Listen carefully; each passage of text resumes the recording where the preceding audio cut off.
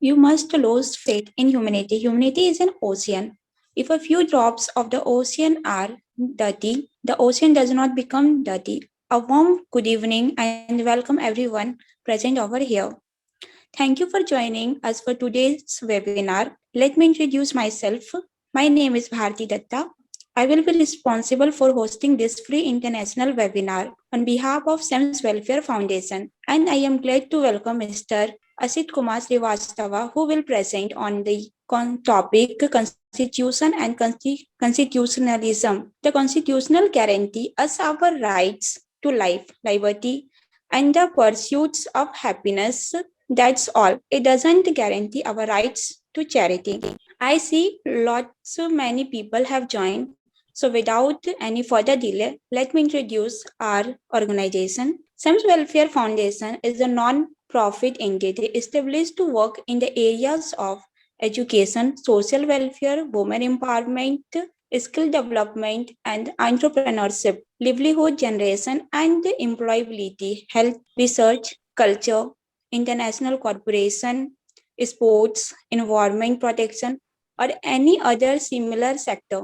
We promote healthy lives, balanced and activity communities, and strong business.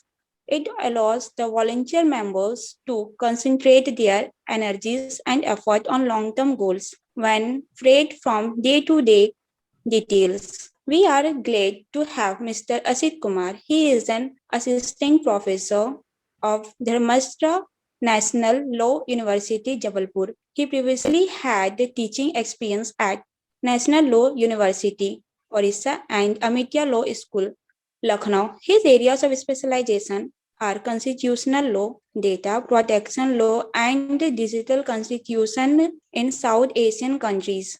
I would like to give my heartiest welcome to our guest, Mr. Asit Kumar. Now over to you, sir. Yes, thank you so much for such a very warm welcome. I am really happy to be delivering this lecture today. मैं कोशिश करूंगा कि मेरा जो संवाद रहे वो हिंदी और इंग्लिश दोनों में रहे. I think this session is open to a big crowd. So yes, मैं मैं ये भी चाहूंगा कि जो हमारा संवाद हो उसमें कहीं ना कहीं दोनों तरफ से बातें हों. इंटरेक्शन फ्रॉम बोथ साइड होना चाहिए. मैं जो बताऊंगा आप उनको सुनेंगे, फिर कुछ सवाल कुछ क्वेश्चनर आपके ऊपर उठ के आएंगे तो उस पर इंटरेक्टिव सेशन बन पाएगा. और इससे इससे कहीं ना कहीं मैं आपको सिखा भी पाऊंगा और मैं खुद भी सीख पाऊंगा. बिकॉज जब हम बात करते हैं संविधानवाद की, तो ये पूरा सब्जेक्ट कहीं ना कहीं डिस्कोर्सेस पे डिपेंड करता है. और डिस्कोर्सेस करने के लिए हमें बहुत जरूरी है कि हम इंटरेक्टिव बने रहें. At least for this session, we should be encouraging that, right? So when I was asked to कि suggest a topic for the session today, I thought कि ये मेरा एक बहुत फेवरेट सब्जेक्ट है और मैं इसलिए मैं सब्जेक्ट पढ़ाता भी हूँ. कॉन्स्टिट्यूशन एंड कॉन्स्टिट्यूशनलिज्म उसका एक बहुत बड़ा पोर्शन है. जब हम संविधानवाद की बात करते हैं, जब हम कॉन्स्टिट्यूशनलिज्म की बात करते हैं, संविधानवाद का जो बहुत बड़ा आशय रहता है वो ये रहता है कि limiting the idea of government.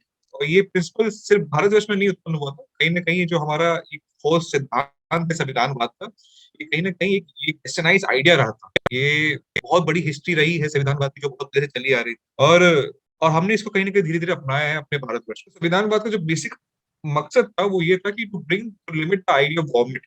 अब उस पैरेलल्स में कहीं ना कहीं संविधान को बनाया गया.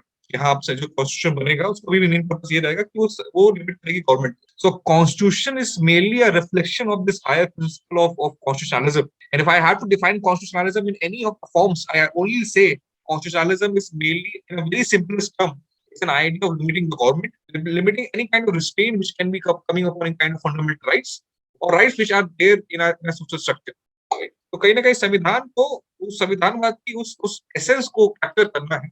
अगर वो संविधान कैप्चर कर लेता तो हम कहते हैं बहुत अच्छा संविधान. अगर कैप्चर नहीं कर पाता तो हम कहते हैं कि यार संविधान तो है पर संविधानवाद नहीं है ना. तो ऐसे बहुत सारे एग्जाम्पल है, ऐसे बहुत सारे देश है जहाँ पे संविधान तो है संविधानवाद नहीं, और ऐसे देश भी हैं जहाँ संविधानवाद है पर संविधान नहीं. तो दोनों का आपस में एक तालमेल बना रहना चाहिए. There has to be a consonance between the principles of constitution and constitutionalism.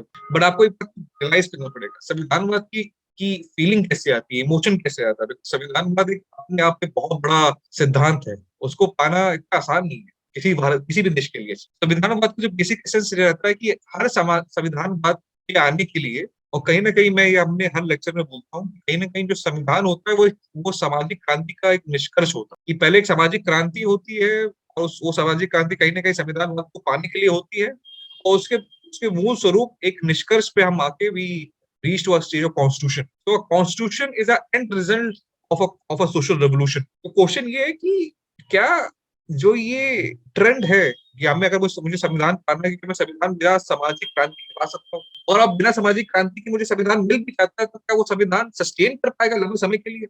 एक बहुत बड़ा क्वेश्चन है पूछने के लिए हम सबके लिए. ये सिर्फ भारतवर्ष के लिए नहीं, क्वेश्चन हर साउथ एशियन कंट्री के लिए इंपॉर्टेंट, क्योंकि हम देखते हैं कि साउथ एशियन कंट्रीज में, चाहे वो पाकिस्तान हो, बांग्लादेश हो, श्रीलंका हो, उनके पास संविधान रहा है, पर उनके पास बहुत सारा संविधान था. Pakistan had three constitutions, Bangladesh had two constitutions, Sri Lanka had four. It's on the verge of fourth constitution. But then we see our Indian constitution, which has been able to survive for this longer period of time. तो क्या हमारे संविधान का जो sustainability तो लंबे समय के लिए कर रहा है, क्या हम इसको बोलेंगे कि हमारे पास संविधानवाद है, या फिर हम ये बोलेंगे कि हम संविधान को सिर्फ एक लिप सर्विस देते हैं इसलिए वो जिंदा है? दोनों में बहुत बड़ा अंतर है, हमें थोड़ा समझना पड़ेगा. हम पहले संविधानवाद को और गहराई से समझते हैं, उसके बाद संविधान पे आते हैं, और फिर थोड़ा एक साउथ एशिया में थोड़ा कंपेरेटिव स्टडी करते हैं. Are we having it this phenomena or not, right? तो मैंने जैसे आपको बताया, संविधानवाद का बेसिक अर्थ होता है, very basic idea of constitutionalism is its an idea of limiting the government और limiting any kind of unwanted restraint on your rights. It can be again your fundamental rights, your legal rights. You do not want your rights to be submerged into the ocean of state. So अगर संविधान बात ये है, constitutionalism means this, इसका essence कहाँ से हुआ?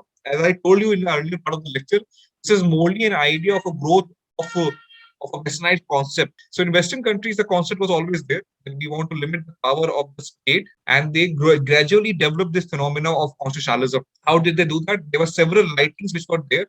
You have the writings of John Locke, who writes a very good book by the name of Two Treatises of Civil Governance. Now, you have to understand his work in 1689 when he wrote this book of the idea of Two Treatises of Civil Government. At that time, in 1689, a glorious revolution was going on in England at that time.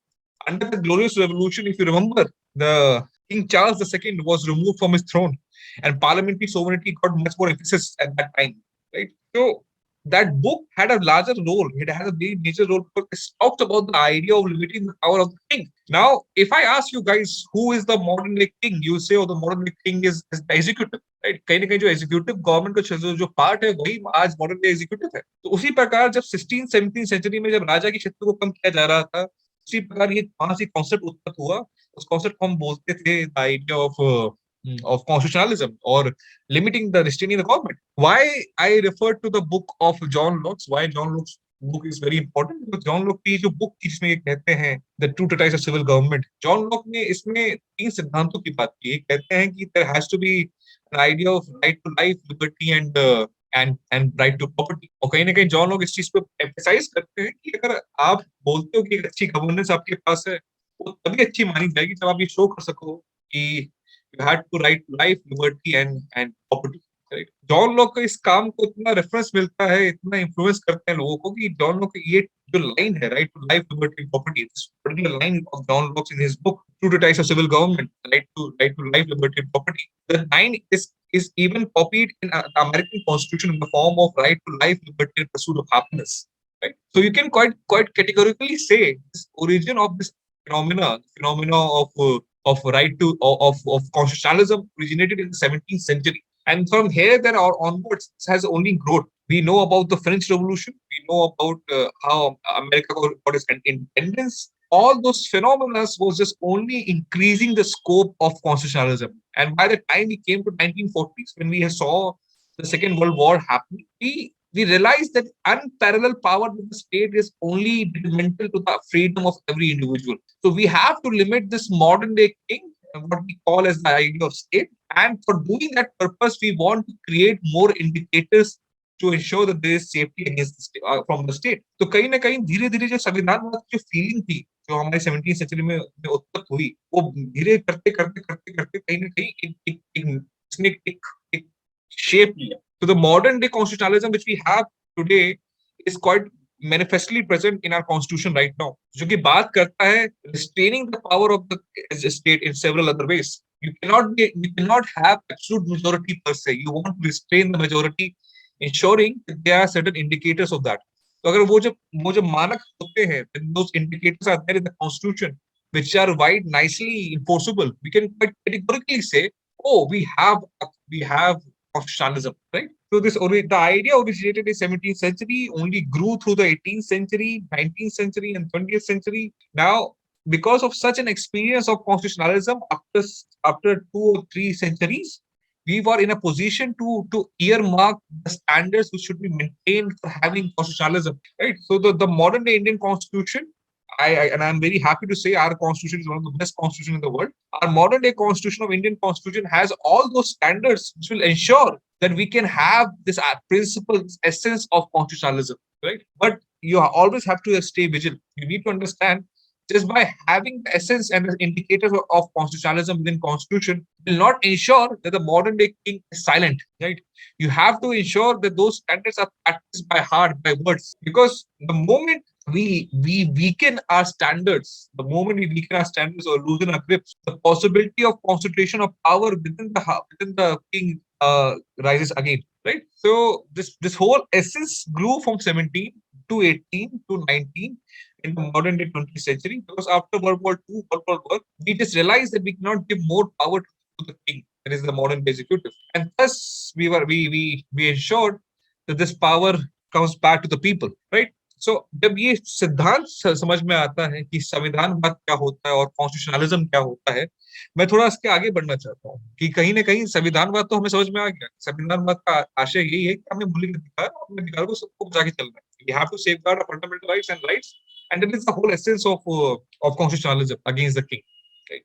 When we are clear with that concept, the question is how do we imbibe those principles and bring them in at our within the civil governance life, and constitution that does that role. Now, constitution of a country lays down the polity, and by laying down the polity, it will ensure that no power which is being given to any individual within the constitutional framework is not without any accountability. This accountability measures across all the power sources ensures that you know what we have this real essence of constitutionalism. तो मैंने अभी अभी आपसे कहा था कि कहीं ना कहीं संविधानवाद और संविधान दोनों में अंतर हो सकता है। हाँ, either we go for interpretation जहां हमने संविधानवाद को संविधान से अलग कर दिया है, और अगर ऐसा हुआ है तो एक संविधान लंबे समय के लिए टिक नहीं सकता, है ना।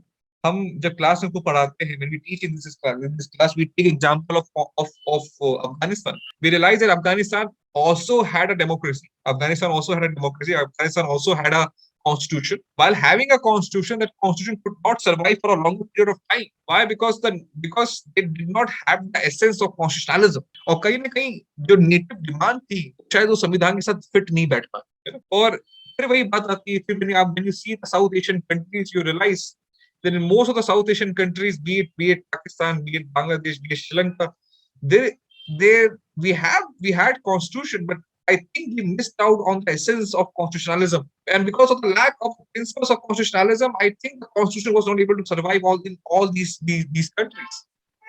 So we have to ask this question to ourselves: does this idea that India has been able to sustain its constitution for a longer period of time, do we really have constitutionalism within our Indian constitution, right? And I'm saying this is an open interactive session. I promote, I motivate all the audience to please put forward the questions. We'll make it an interactive session, right? So you need to understand this difference between these two both phenomena. If a country might have a constitution but might not have a constitutionalism, a country might have constitutionalism but might not have a constitution, right? How do you ensure that a constitution is able to maintain this check upon the working of the power centers? और आपको ये बात को समझना पड़ेगा कि कहीं ना कहीं एक सामाजिक समीकरण होता है, right? There is a social structure which we have in our society, and in that structure, somewhere down the line, there is a concentration of power between few hierarchies, right? I hope you're getting my point, right? There's somewhere down the line in every social structure, और या फिर हर सामाजिक समीकरण में कहीं ना कहीं power centre होता है, और वो कहीं ना कहीं जब पावर सेंटर बने रहते हैं तो एक नए पावर का आना नामुमकिन सा होता है ना। तो एक संविधान का आना और एक संविधान के आने के बाद जो ऑलरेडी एग्जिस्टिंग पावर स्ट्रक्चर है उसको हटाना, वो अपने आप में थोड़ा मुश्किल टास्क रहता है। और बड़ी क्वेश्चन की बात यह है कि अगर आपने वो सामाजिक समीकरण की जो शक्तियों की पोजीशन है उनको तोड़ा नहीं और आप एक नया संविधान बना देते हैं, तो आपका नया संविधान लंबे समय के लिए टिक नहीं पाए। This is why I give an example of Afghanistan for all of till the time you do not have a social revolution, it will remove or which will annihilate the idea of a social structure which was already there in the society. You won't be able to bring a new formal constitution, because a constitution per se would be a neutral constitution anywhere. So to bring a neutral constitution within a country, while you are not remove the already existing power structure, will only lead to more clashes, right? So in order to bring a new formal institution through the mechanism of constitution, you need to ensure that the already existing mechanism of the power structures have to be removed completely. If they're not removed completely, what will happen is that somewhere down the line, the constitutional framework will not survive for a longer period of time, because the existing power structure and the new power structure which is being created by the constitution will always clash with each other. Then it will become a question of state versus the society. Who is stronger, the state or the society? If the society is stronger, the constitution cannot survive. If the state is stronger, society cannot survive. And I think a very good examples could be a contrast between Afghanistan and China. We see Afghanistan where society prevailed over the state, constitution was thrown away, and then we see China somewhere down the line where the state is so strong, society is not able to develop.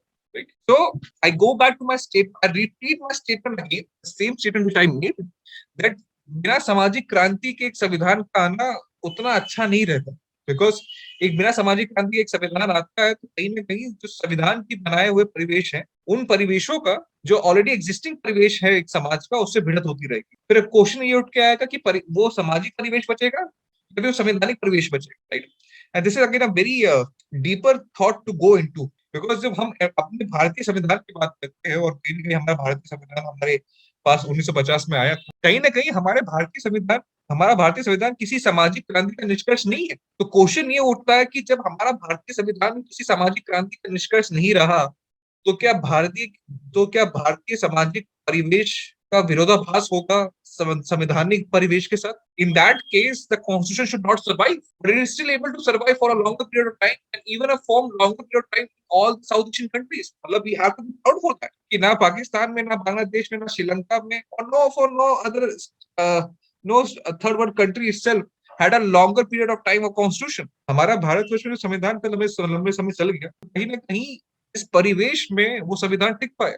और अगर सामाजिक क्रांति नहीं भी हुई, जो कि एक प्रीकर्सर था एक संविधान के आने के लिए भी, डॉक्टर भीमराव अम्बेडकर कहते हैं कि भारत में सामाजिक क्रांति नहीं हुई, संविधान आ गया पहले, पर ये संविधान अपने आप में एक सामाजिक क्रांति का कारण बने. क्योंकि कहीं ना कहीं अगर हम संविधान के न्यूट्रल पर्सपेक्टिव्स को या फिर न्यूट्रल आर्टिकल्स को अप्लाई करते चले जाएंगे, तो बाय डिफॉल्ट समाज में बदलाव आएंगे. वो बदलाव शायद कहीं ना कहीं अपने आप सामाजिक क्रांति का एक माध्यम होगा, है ना?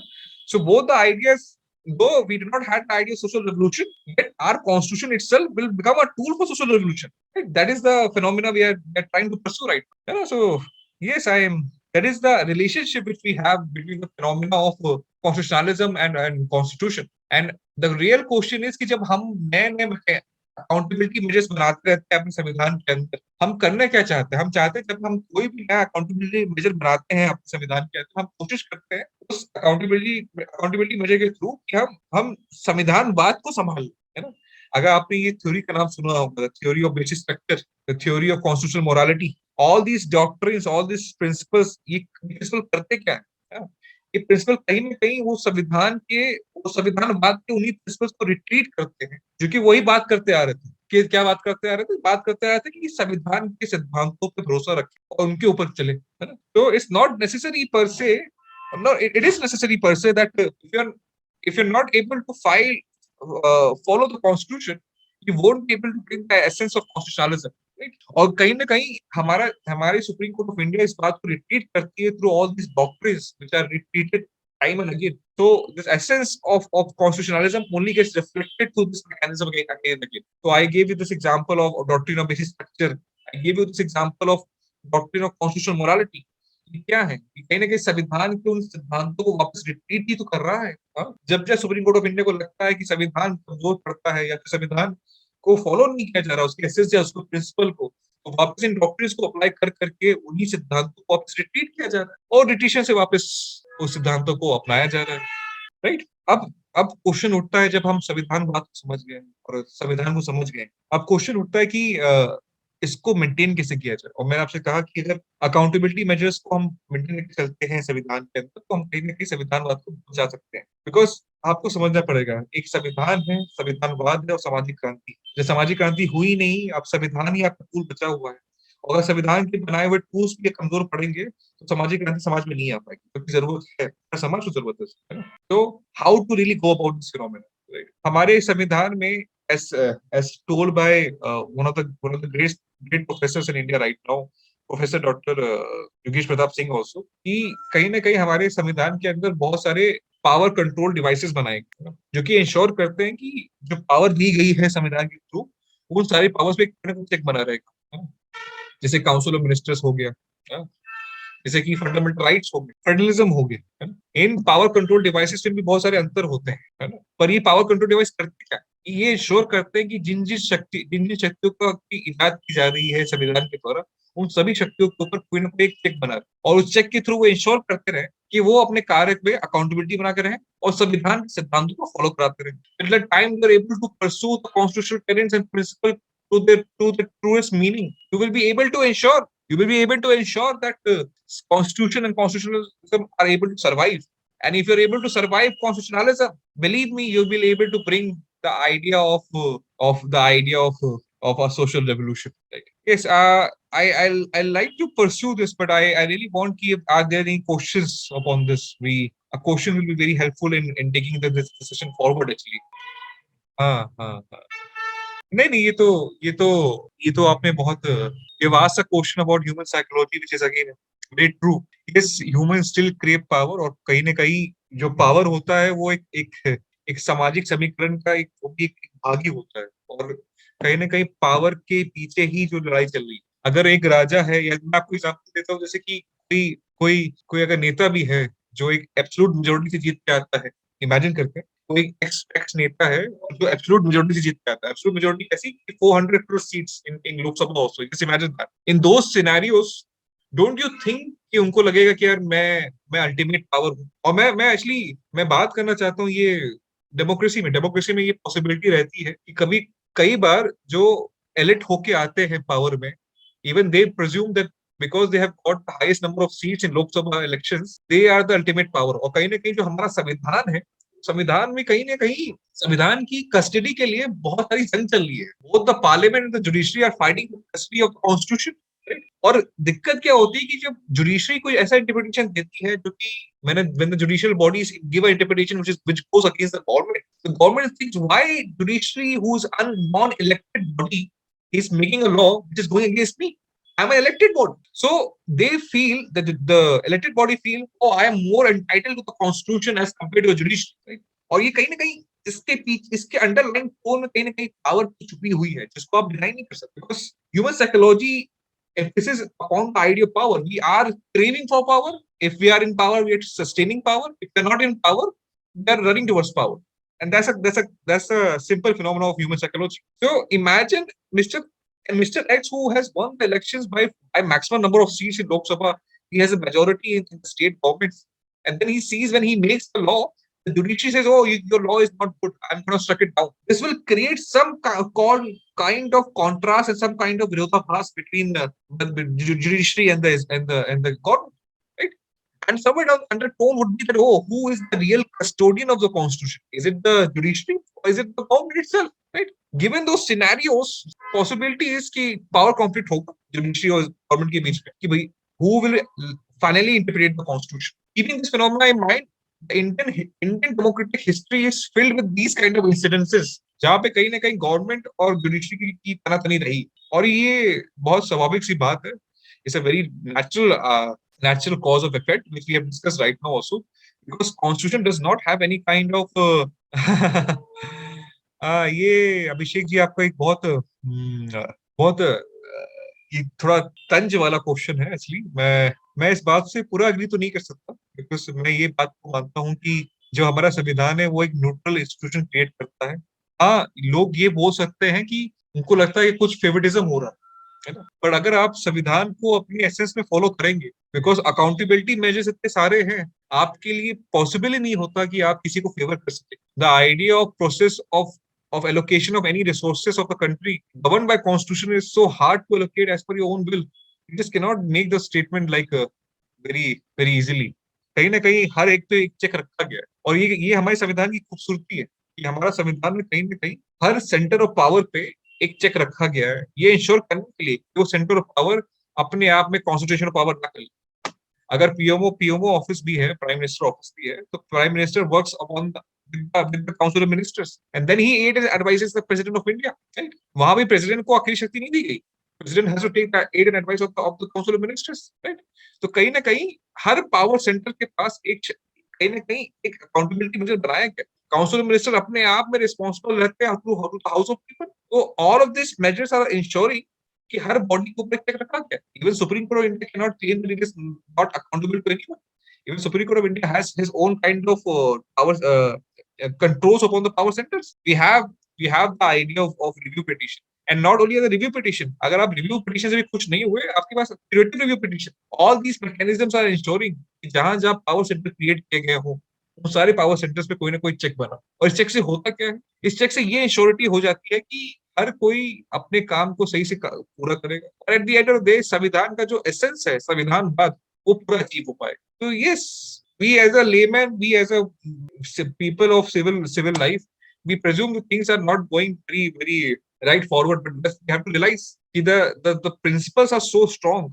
Somewhere down the line, this is gonna happen. That the Samvidhan will prevail over the idea of over the society at large. Coming with the same phenomena which I discussed, Indian democratic history has been filled with this kind of tussle between the executive and the judiciary. Judiciary ने time and again कई बार parliament के बहुत सारे laws को struck down किया हुआ है, और कहीं ना कहीं पार्लियामेंट ने उसके रिट्रीवल में कई बार संवैधानिक अमेंडमेंट किए हैं तो इंश्योर की जो लॉ हटाया जा रहा है उस सब के ऊपर कोई ना कोई अमेंडमेंट लाके उन सबको वापस रीइंफोर्स किया जाए. तो ये जो बैटल ग्राउंड है कहीं ना कहीं ये बना हुआ है आज, और कहीं ना कहीं पार्लियामेंट को ये लगता है कि इलेक्टेड बॉडी को ये नॉन इलेक्टेड बॉडी क्यों रोकती रहती है. तो हमें समझना पड़ेगा कहीं ना कहीं जो एसेंस ऑफ कॉन्स्टिट्यूशन है वो तुरंत लगाना भी मुश्किल है, बिकॉज शायद हम भारतवर्ष में भी आज उस पोजीशन पे नहीं पहुंच पाए हैं जहां हम संविधान के सारे सिद्धांतों को एक साथ लगा सके. Because the moment you apply the principles of constitution eight one stroke, the society will resist, and society ऐसे रेजिस्ट करेगी कि उसको लगाने नहीं देगी, जिसको हम कहते हैं कॉन्स्टिट्यूशनल बैकलैश, है ना. अगर आपने एक बार में संविधान के सारे सिद्धांतों लगाने की कोशिश की जो कि न्यूट्रल नेचर के हैं, तो जो ऑलरेडी एग्जिस्टिंग पावर स्ट्रक्चर समाज के अंदर है वो वापस रिट्रीव बैक करेगा, रेजिस्ट करेगा. तो शायद कहीं ना कहीं संविधान हमारे पास है, पर अभी हम संविधान को पूरा अपना नहीं पाए, बिकॉज उसको पूरा अपनाने का मतलब होगा कहीं ना कहीं जो ऑलरेडी एग्जिस्टिंग स्ट्रक्चर है उसको हटाना पड़े, और वो हटाना शायद हम उसके लिए तैयार नहीं. तो हम धीरे धीरे उस स्थिति में पहुंच रहे हैं शायद जहां पे हम संविधान को पूरी तरह से अपना सकते और कहीं ना कहीं उसके सिद्धांतों को और अच्छे से प्रैक्टिस कर सकते, है ना. अभिषेक जी थोड़ा एग्जांपल देते हैं कि ये आपने जो दूसरा स्टेटमेंट में लिखा है, don't you think some old principle of law should be regain at present of time looking at current scenario. क्या आप एक बार इस बात को थोड़ा एलाबोरेट कर पाएंगे? Sir, it is this question is based on, as we have seen previously, the few world powers has been worked very well in the past 75 years. So don't you think that few powers in the constitution should be regained and approved through amendment? That's what I'm asking. क्या आप कोई example दे पाएंगे? शायद मैं miss कर पा रहा हूँ ये पॉइंट आपका. क्या मुझे एग्जांपल के लिए सर थोड़ा सा और डीप जाना होगा, but this is what question comes in. शायद मैं शायद से क्वेश्चन समझ नहीं पा रहा, बट मैं कोशिश करता हूँ. आपने लिखा, do you think some old principle of law should be gain at present of time looking at current scenario? I'm talking about the bold principles that help individual and business tycoons that are running the Indian economy should go all together. There should be some law that takes India to the next level. Okay. क्या आप समाजवाद की बात तो नहीं कर रहे? मुझे थोड़ा समाज, इसमें समाजवाद भी है और थोड़ा सा आपके जो सिनेरियो है वो भी है. अच्छा. अच्छा. नहीं, समाजवाद भारतवर्ष में तो बहुत सालों तक रहा, और कहीं ना कहीं भारतवर्ष ने कोशिश की समाजवाद को सस्टेन करने की. Even today the idea of socialism is a part of our constitution also in the preamble and as well as a part of BPSP also. और कहीं ना कहीं जो हमारा सुप्रीम कोर्ट ऑफ इंडिया है वो कोशिश करता है कि समाजवाद को भी वो बार-बार लाता रहे, अगर आप जजमेंट एनालाइज करते रहेंगे तो कई बार जजमेंट्स ऐसे आते हैं, समाजवादी सिद्धांतों को वापस रिट्रीट करते हैं। हमारा article 39 of the Indian constitution is a very good example of it. 39 B cross C cross B, अगर आप समय निकाल के पढ़िएगा, बहुत अच्छा संविधान का वो क्वेश्चन है, क्योंकि बताता है कि कैसा इकोनॉमिक स्ट्रक्चर होना चाहिए देश का, ताकि constitution of power, constitution of wealth ना हो पाए। तो बहुत ही अच्छा वो आर्टिकल है। बट क्वेश्चन ये है कि परिवेश कैसा है देश का, जहाँ पे how is the structure of the society right now.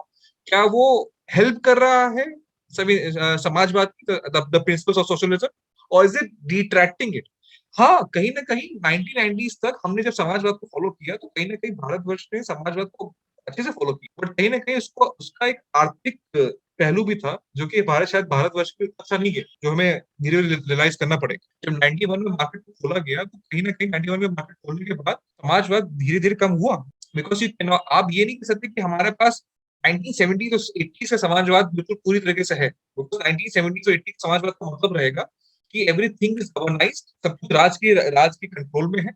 आपको कोई सामान लेना है, चाहे वो गैस सिलेंडर से लेके आपका पेट्रोल तक हो, everything is under the state control. और कहीं ना कहीं उसमें रेड टेपिज्म भी बहुत बड़ा भारतवर्ष में, हम डिनाई नहीं कर सकते। हाँ, समाजवाद शायद थोड़ा उस कंपैरिजन में कम हुआ है, पर आज भी हमारा संविधान और कहीं ना कहीं सुप्रीम कोर्ट ऑफ इंडिया इस चीज को पुश करती है, समाजवाद बना रहे। तो आप ये कह सकते हैं कि सामाजिक व्यवस्था थोड़ी बदली है, पर संविधान का जो उनका रूप है उसकी तरफ वो नहीं बदला। संविधान तो आज भी जाएगा कि समाजवाद बना रहे, पर कहीं ना कहीं जो जो व्यवस्था है वो बदलना शुरू हुई है। क्योंकि आप धीरे धीरे जो अब जनरेशन आ रही है, जो 1990s के बाद पैदा हुई है, जिसको हम मिलेनियल्स बोलते हैं, ये जनरेशन अब धीरे धीरे समाजवाद को शायद उतना डीपली समझ नहीं पाती, और कहीं ना कहीं एक एक पूंजीवाद का बहुत बड़ा इम्पैक्ट पड़ रहा है इस जनरेशन के ऊपर। तो इसका इंक्लाइनेशन टुवर्ड्स समाजवाद उतना नहीं है कि पूंजीवाद की तरफ। तो ये मत समझिए कि संविधान अगेंस्ट हो गया है समाजवाद के। संविधान अभी भी चाहता है कि समाजवाद बना रहे, और संवैधानिक दायित्व भी है एज पर आर्टिकल 39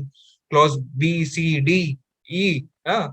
और डीपीएसपी का पहला आर्टिकल यही बोलता है कि ये मैंडेटरी आर्टिकल्स तो नहीं है, बट जब भी शासन करे इनको इनको ध्यान में रखें। तो संविधान तो आज भी चाहता है कि समाजवाद के सिद्धांत चले, और सुप्रीम कोर्ट इम्पोज भी करता। पर अगर सामाजिक व्यवस्था जिस तरह की हमारी जनरेशन जा रही है, अब कहीं ना कहीं पूंजीवाद का बहुत इम्पैक्ट पड़ा है, तो व्यवस्था बदल रही है, पर संवैधानिक एम जो गोल है वो नहीं बदला। Sir, one more question. हाँ please please. Yes, constitution pressure politics को किस तरह देखती है? प्रेशर पॉलिटिक्स हो और ये आजकल के युवाओं को किस तरह अफेक्ट कर रहा है? अच्छा, कैसे?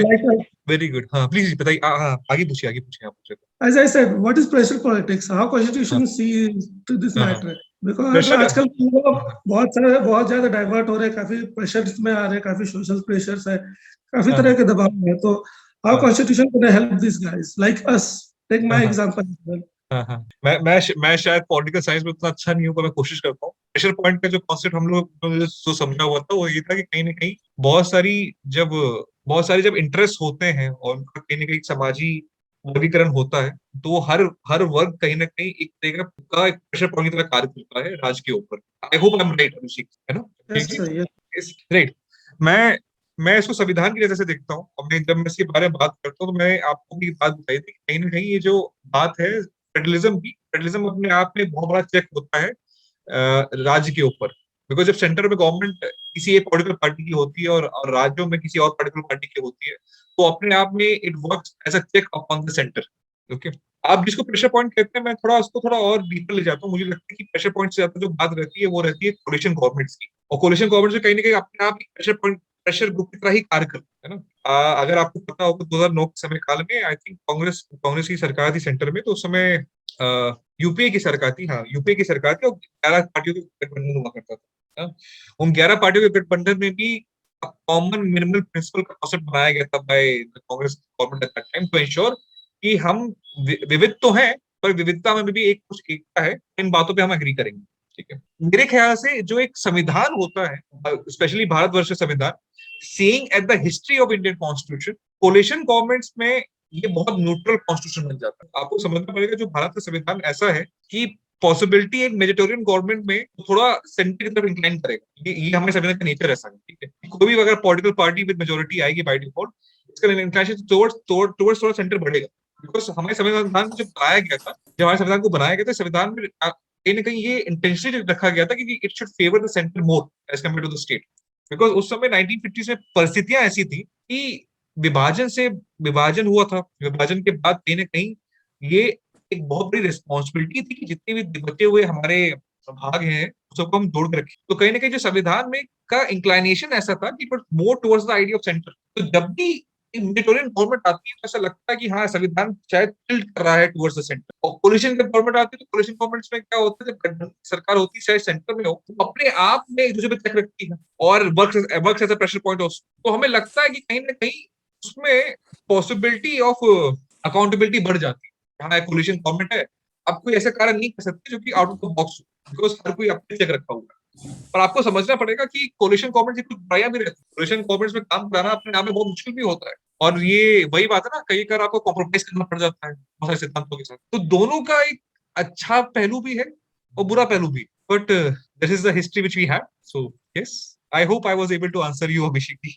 Yes, yes, sir. Yes yes, One more question. हाँ प्लीज प्लीज। है ना? हाँ हाँ, अम्बेडकर अम्बेडकर हमारे संविधान बनाने वाले थे। जी जी। उनकी विचारधाराओं को आज की विचारधाराओं से कितना सही और कितना गलत मानते हैं?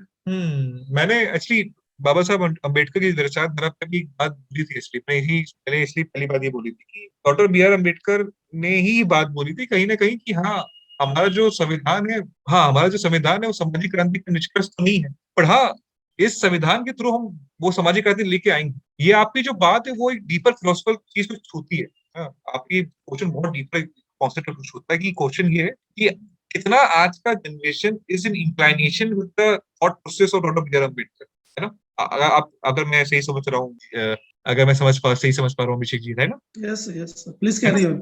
हाँ, मुझे ऐसा लगता है कि बिकॉज मैं बहुत सारे बच्चों को पढ़ाता हूँ, मैं बहुत लोगों से मिलता हूँ, मुझे ऐसा लगता है कि कहीं ना कहीं अब जो राइटिंग्स हैं डॉक्टर बी आर, तो राइट जो अब दो कहीं ना कहीं जो राइटिंग्स है वो बढ़ी है, और राइटिंग्स बढ़ने के साथ धीरे धीरे लोगों में वो चेतना भी बढ़ी है। उन्होंने और गहराई से इसको समझा हुआ है कि हाँ क्या है, what is the idea of concept of the of reservation, what is the idea of concept of social justice। तो कहीं ना कहीं सामाजिक न्याय को लेकर जो पहले हमारे पास कंटेंट हुआ करता था बहुत कम होता, तो मुझे ऐसा लगता है कि ये सामाजिक न्याय का जो कॉन्सेप्ट है वो और डेवलप हुआ है और धीरे धीरे लोगों में इसके बारे में चेतना और बढ़ती चली गई। ये मेरा thought process. Thank you sir.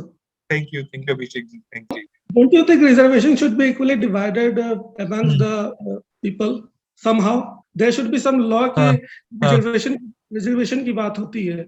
It should be equally divided between people of every caste and criticism.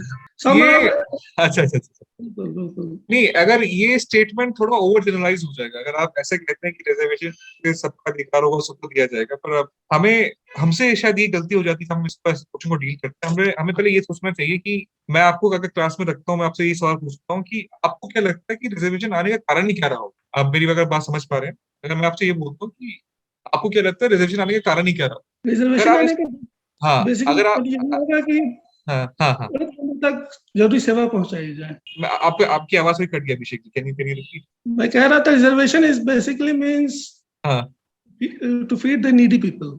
Yes.